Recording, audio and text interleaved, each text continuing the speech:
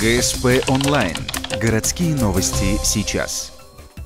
Пятница, 13:00. Спортзал Федерации настольного тенниса. Чемпионат Республики Коми. Командное первенство. 2 команды хозяев турнира и 4 гостей. 30 теннисистов из Воркуты, Сыктывкара, Сосногорска и других населенных пунктов. Возрастная категория обширна. Самая молодая спортсменка – Ольга Бордик. Девочке 10 лет. Самому взрослому участнику 63. Фавориты турнира рассчитывают на хороший результат. Я думаю, что это Ухта, первая команда, и Усть-Лымский район.